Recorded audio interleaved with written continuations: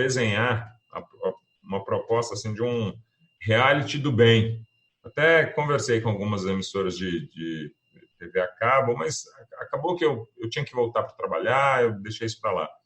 Mas um reality que não explorasse a polêmica, mas explorasse realmente o que é uma vida real. A pessoa, em vários casos, né? Em alguns, realmente, a pessoa indo para o buraco, mas em vários casos é a pessoa tentando melhorar, tentando evoluir. Cara, aproveitando que você falou de ser meio heterodoxo na profissão, e inclusive eu acho que o fato de você ter participado do programa te colocou próximo ao público, né? Te colocou próximo à população brasileira como um todo, de forma que poucos diplomatas já conseguiram, e eu acho isso sensacional. Eu nunca quis seguir as regras 100% impostas pelo sistema, né? Pelo nosso Estado Democrático de Direito, mesmo porque eu acho que se você é muito inflexível nesse sentido, se você busca seguir tudo, né, na linha, assim, na risca, você acaba não efetivamente fazendo o melhor, né, no sentido amplo da palavra, assim, você acaba ignorando certas formas de agir para realmente ajudar as pessoas, para realmente estar próximo da maior parte da população. E aproveitando, né, isso, eu queria um pouco conversar com você sobre o Sérgio Vieira de Mello, né, que foi o Alto Comissariado das Nações Unidas para os Direitos Humanos. Saber a sua visão sobre ele, considerando que a Netflix recentemente soltou um filme e lá tem um documentário sobre ele, explicar um pouco para os nossos ouvintes a diferença da função que ele tinha, né? Porque as pessoas veem e muitas vezes confundem a figura dele com um diplomata.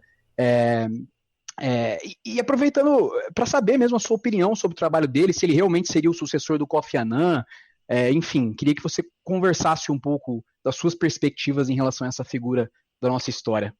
Olha só, um funcionário da ONU, especialmente alto funcionário, ele é considerado um diplomata, mas das Nações Unidas, um diplomata internacional, digamos assim. Então, não é errado dizer o diplomata Sérgio Vieira de Mello. Ele era um diplomata, mas a serviço das Nações Unidas. Ele entrou muito cedo nas Nações Unidas, seguiu carreira nas Nações Unidas. Agora, é uma função diferente dos diplomatas que representam países.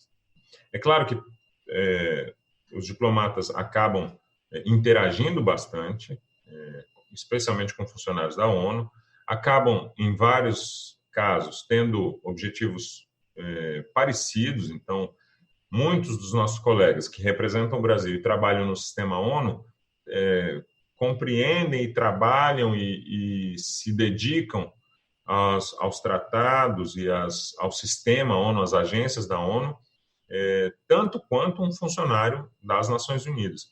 A questão é que as carreiras são totalmente diferentes, né?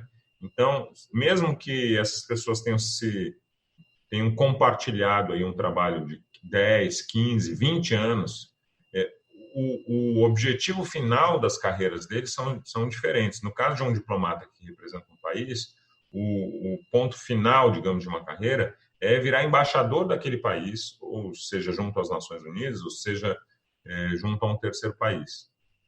Já nas Nações Unidas, o objetivo final, digamos, de uma carreira é ele subir na hierarquia lá das Nações Unidas e, eventualmente, dirigir uma agência ou outra.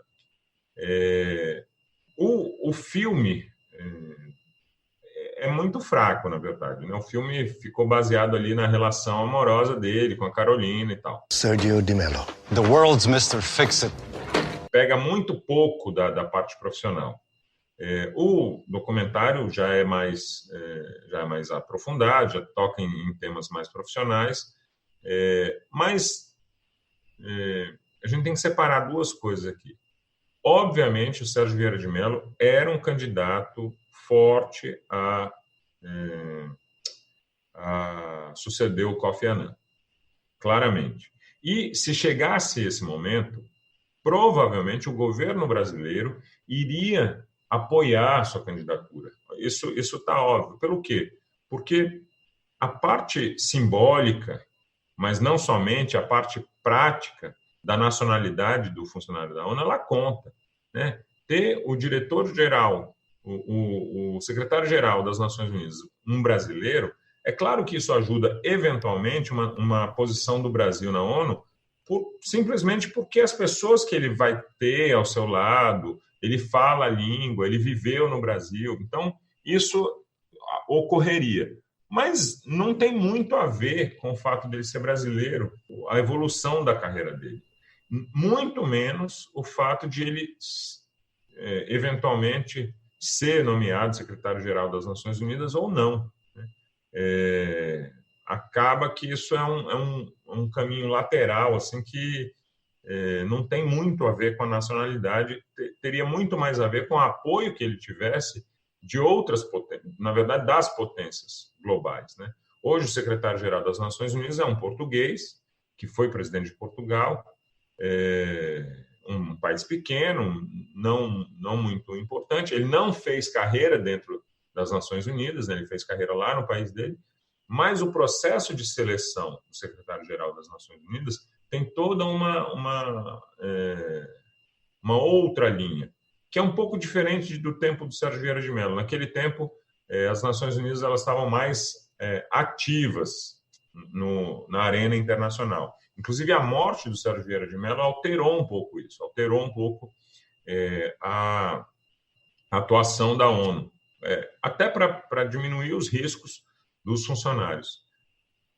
Então, é um pouco difícil comparar, porque realmente são funções que, apesar de, em algum momento, elas trabalharem juntas, como eu falei, aí o diplomata dos países que atuam na ONU e o funcionário da ONU, elas têm caminhos muito diferentes. Vamos passar para o Covid, né, para essa pandemia que a gente está vivendo e está chacoalhando o mundo inteiro. Eu queria começar falando da China, porque nesse domingo, né, no dia 7/6, a China soltou um relatório dizendo que o país não perdeu tempo em compartilhar informações, né, como a sequência do genoma do novo vírus com a OMS, bem como como os países e as organizações regionais relevantes, né? Mas, como nós sabemos aqui e já conversamos nesse podcast, houve uma polêmica, né? Houve o outro lado da história dos Estados Unidos, do Donald Trump acusando a China de ter retido informações e não divulgado o quanto antes isso, e houve um grande embate diplomático que tem se alastrado aí, né, nos últimos meses. Então, queria conversar um pouco com você, Rômulo, quais suas perspectivas sobre esse relatório da China, ou sobre a atuação da China nos últimos meses e como você enxerga essa história? Olha só, você está mais atualizado que eu não vi esse relatório especificamente. Mas o que eu tenho a dizer sobre a atuação da China é o seguinte: é óbvio que lá nas primeiras semanas do aparecimento do Covid, é óbvio que deve ter havido alguma tentativa de, não é sonegar a informação, mas é de segurar a informação para evitar o pânico. Isso, qualquer governante, a gente pode ver isso, eu não preciso dar muitos exemplos, mas qualquer governante tenta evitar o pânico na sua região, certo? Então, é mais ou menos natural que tenha ocorrido isso nos primeiros dias, primeiras semanas. O que não é natural é que na China a coisa é um pouco mais pesada do que outros países. É um sistema centralizado, autoritário. Então, o que chama a atenção dos países ocidentais é que, como lá tudo é controlado, os médicos que trocaram informações inicialmente pelo WeChat, que é o WhatsApp deles, a polícia foi lá e prendeu os caras. Isso assim, nos primeiros 2-3 dias. Porque eles não deveriam ter trocado informações ali no aplicativo, deveriam conversar só com a Secretaria de Saúde. Isso é uma fotografia do sistema autoritário e controlador da China. Ok.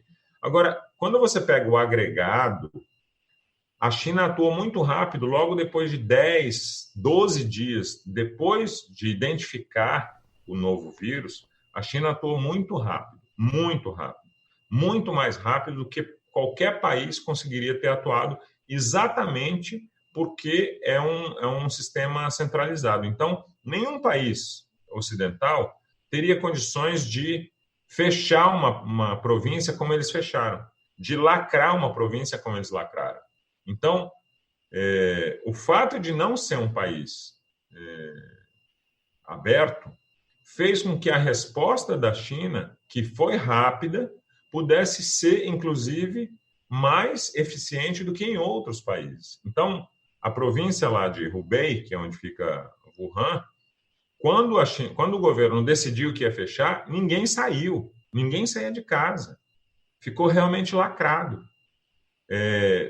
Lá, cada quarteirão tem uma espécie de prefeito, um administrador, que é ligado ao governo da cidade, que é ligado ao governo da província. Esse administrador era responsável pelo número de casos por quarteirão. Então, é verdade que nos primeiros dias houve uma tentativa de abafar o caso. Agora, todos os países fizeram isso. No fundo, todos os países fizeram isso. Mesmo alguns países que se dizem liberais, eles negaram a doença. Então, é um pouco hipocrisia acusar a China nesse sentido. E a China trabalhou rápido, muito rápido, para conter o vírus.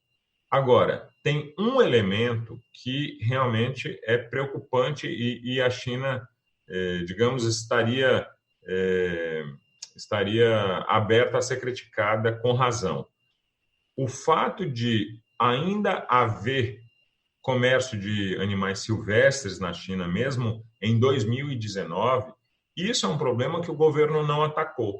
Os infectologistas chineses, a área de saúde da China vinha atacando isso, vinha dizendo que isso era um problema, vinha dizendo que isso era uma porta para o risco de passagem de vírus, porque vírus letais, invariavelmente, eles vêm de animais silvestres. Então, todo o grupo de cientistas chineses vinha alertando para o fato de que ter animais silvestres em mercados abertos, junto com animais de abate, era um risco. E isso os médicos vinham falando há anos, e o governo da China não atacava. Isso é uma crítica que pode ser feita à China. Agora, depois que o novo vírus foi identificado, a China trabalhou muito rápido, sim. Passando para os Estados Unidos, né, é um país que hoje liderado por Donald Trump, né, e além disso tem uma cultura que trata a liberdade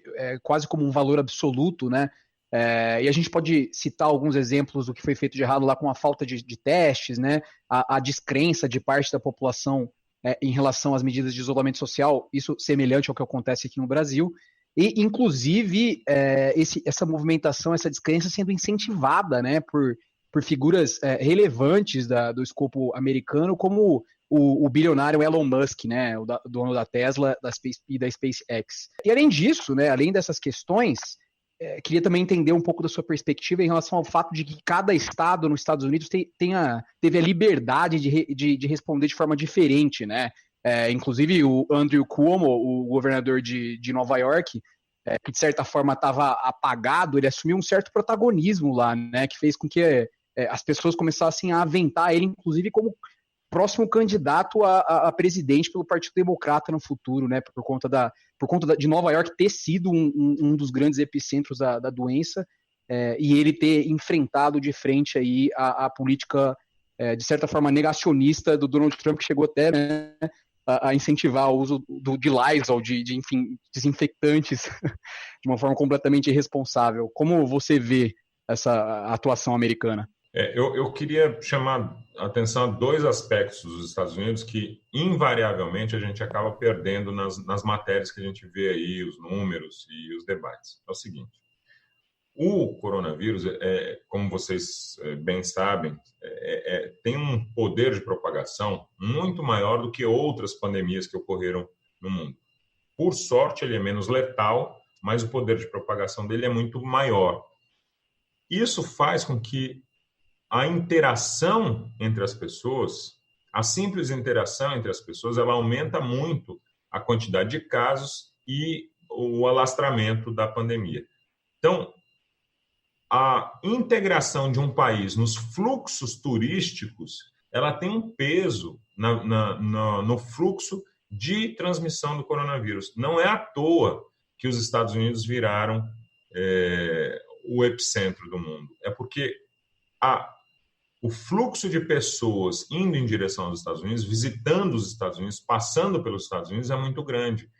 Veja, o primeiro epicentro foi exatamente a Europa Ocidental. Logo em seguida, os Estados Unidos. Isso tem uma explicação de fluxo